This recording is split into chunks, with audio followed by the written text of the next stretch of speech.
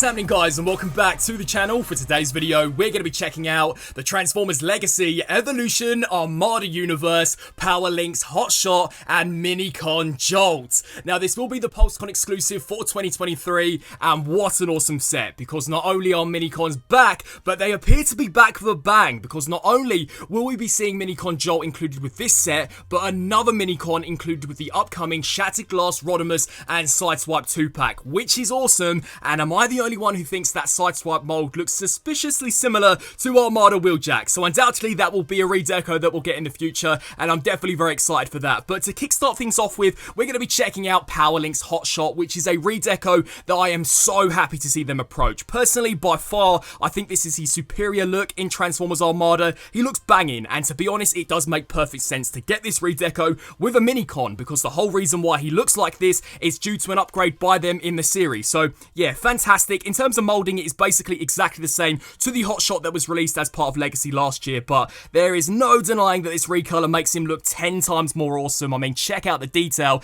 that we've got packed into the face sculpt, and the paint they've used is super premium. I mean, we get this really glossy yellow here for the shoulder pads, the thighs are fully decked out in this really nice kind of matte black, and just all the way throughout this guy, I definitely think by far he is an upgrade when in comparison to that regular release. He does look awesome. Now, I won't bore you guys with the ins and outs of the articulation, but what I will say is all of the joints feel just as great as they did first time round, so that's pretty banging. I maybe would have liked to have seen them perhaps retool just one piece on this guy, that being the feet, because the specific episode that this character and his accessories are based upon, he does use these as kind of the chainsaws that he did use throughout the series to elevate himself through a shaft, so that would have been really nice. But you know what, as it stands, I am definitely not complaining. This guy looks sick. So in terms of a few of his features, yes, he still does retain the visor, which has been very nicely detailed, much like his original counterpart, and we also get the Axle Zuka, which now makes way more sense that we have Minicon Jolt to kind of go along with this, which I'll showcase later on in the video. But very nicely detailed, you know, the whole axle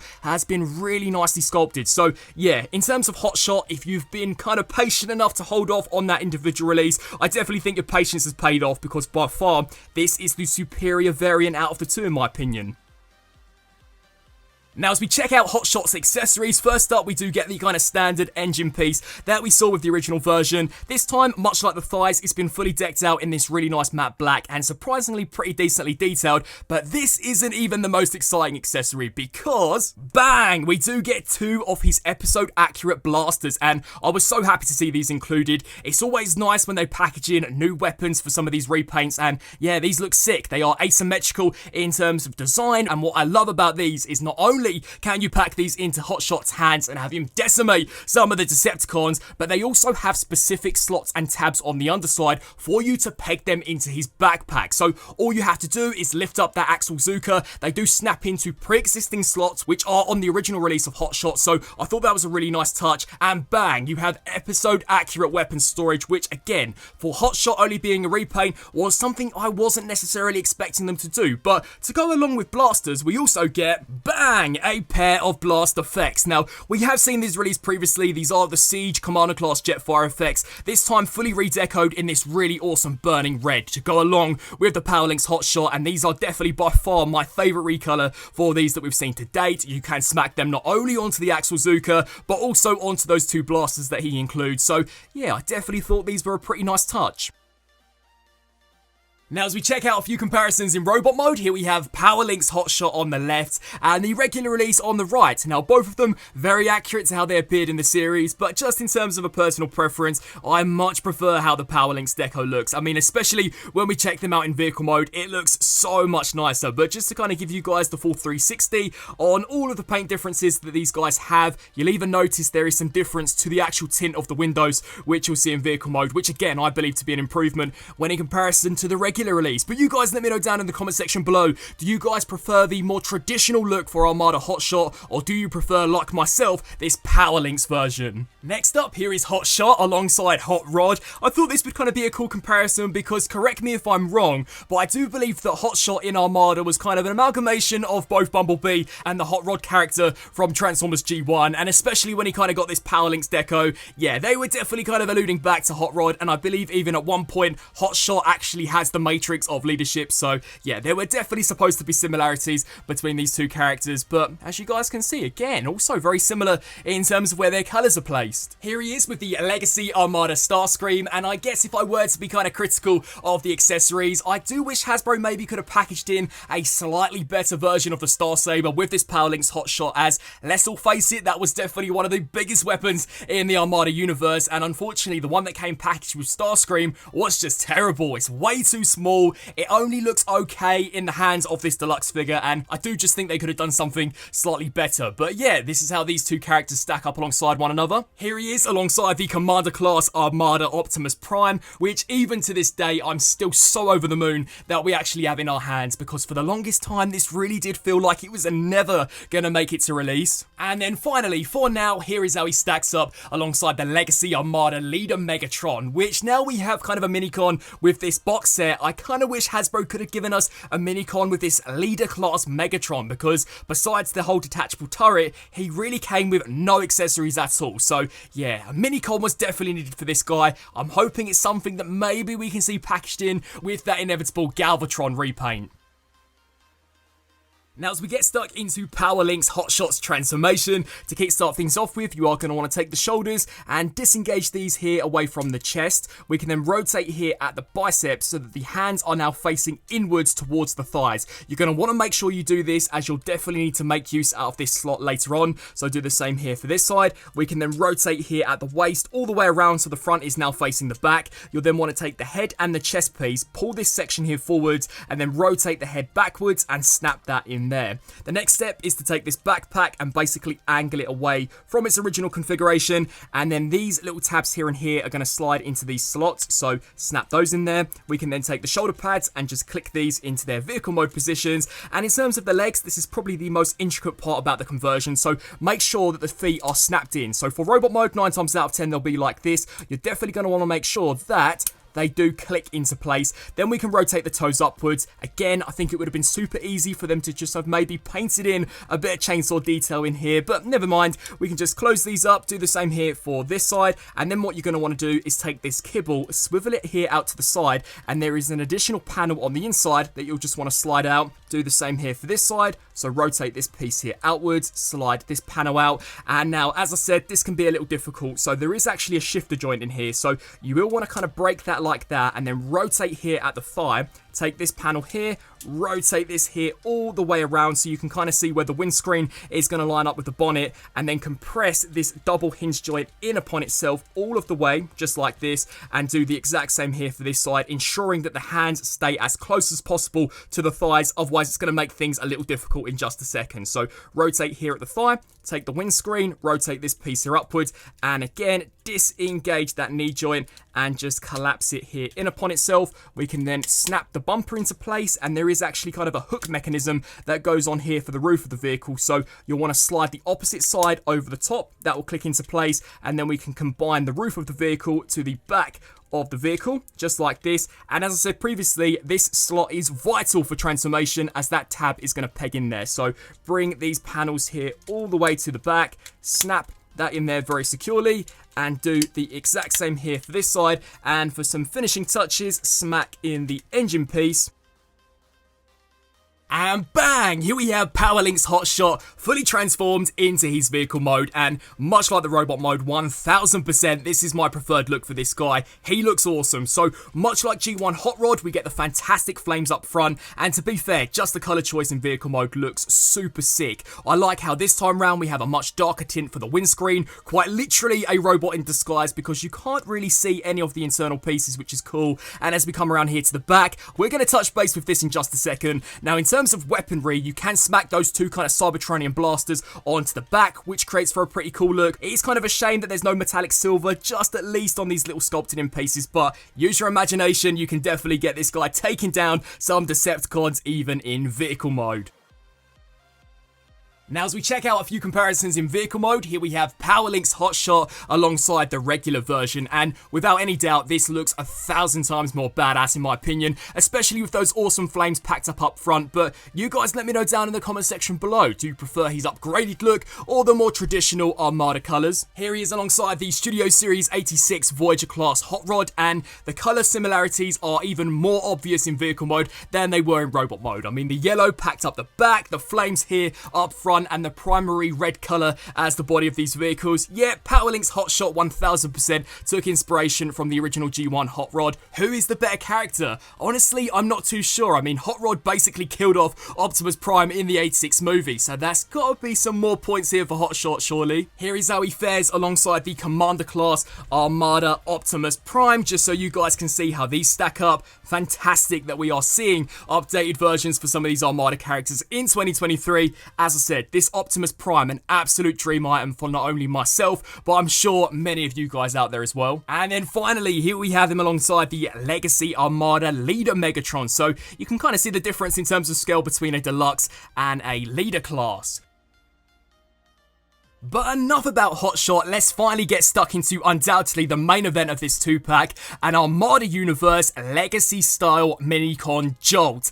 Now I'm going to be honest guys, for the longest time it was looking as if though the day would never come that Hasbro would touch Minicons again, but I am so glad that they have, because this is a really banging update, and if this is a sign of what's to come for future Legacy Minicons, then you can count me in. I'm going to be picking them all up because this is badass. This is exactly what some of the Micromaster figures should have been for War for Cybertron, because he is slightly smaller in scale when in comparison to a core class, but in terms of build quality and definitely the type of plastic they've used, very similar to some of the best core class figures such as Bombburst and Iguanus. I mean, I am so thrilled to finally have this in hand. But anyway, in terms of detail, banging looking propeller, we do have a pin on the inside, so this can spin super freely, which is awesome. As you spin him here to the underside, he is basically compatible with some of the older Armada figures because he has the recessed paw, and some of the newer Legacy / Studio Series figures because he does have the peg which you can deploy, which I thought was pretty cool. But let's showcase his compatibility with Hot Shot. So you are going to want to take the cockpit and basically bring this entire section here down,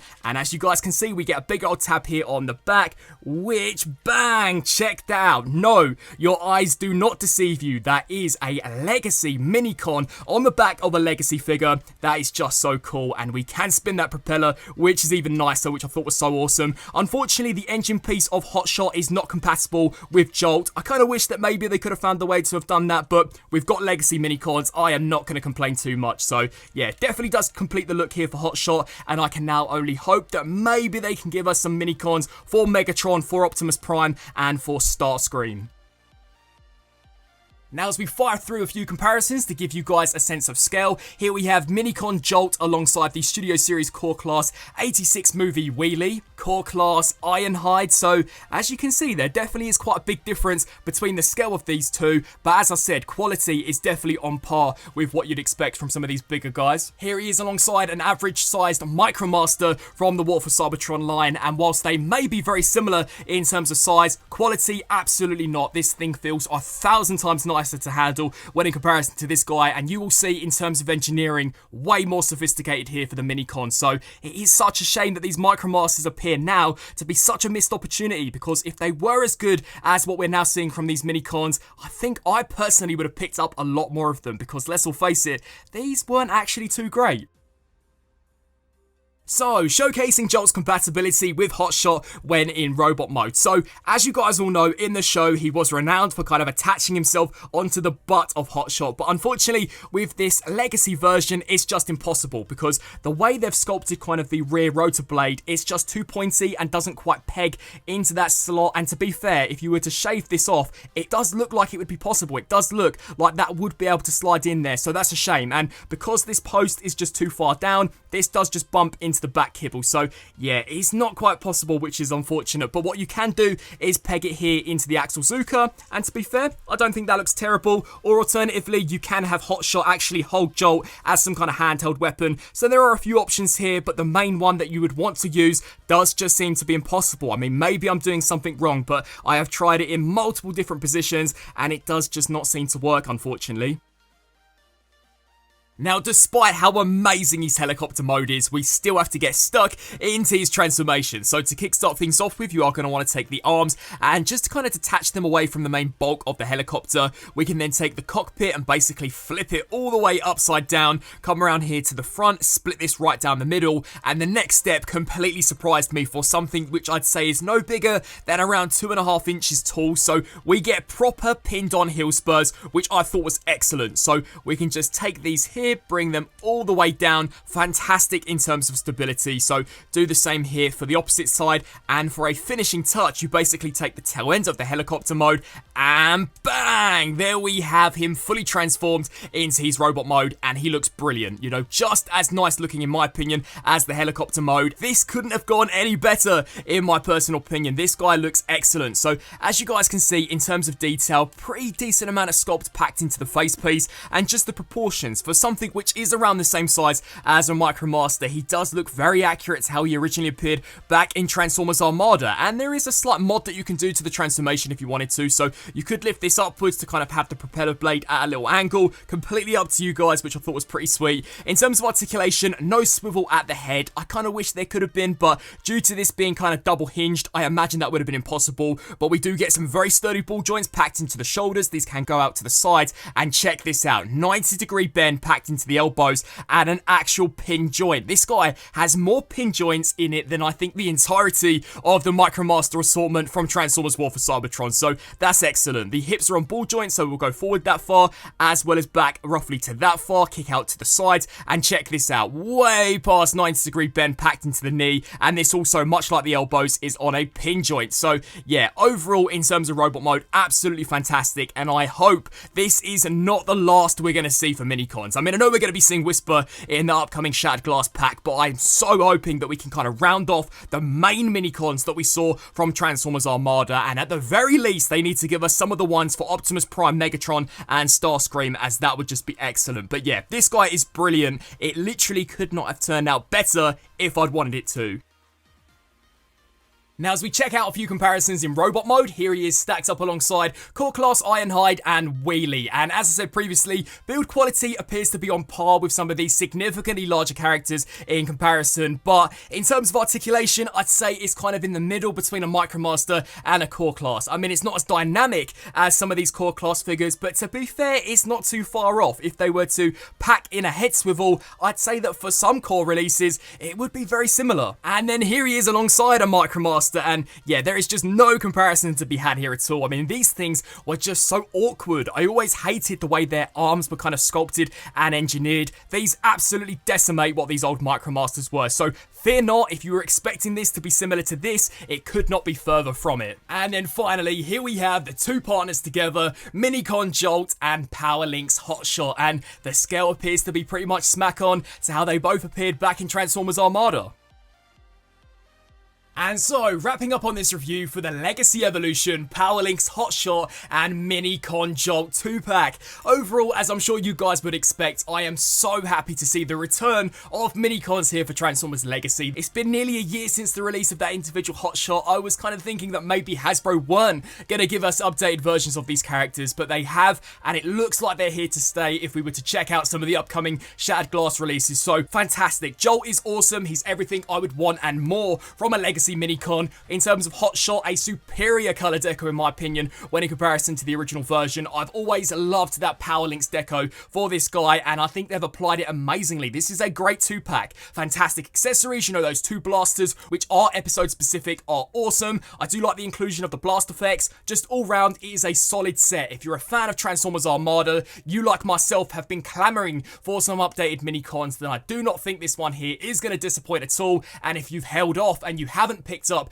the individual release here for Hot Shot, then it's a no-brainer. This is a great box set. So I'd love to get your thoughts down in the comment section below. What do you guys think of the fact that Minicons are back, and what do you think of their kind of new design for Legacy? And also, what do you guys think of the redeco of Hot Shot? Sound off down below, and until my next video, I'll see you then. Thanks for watching.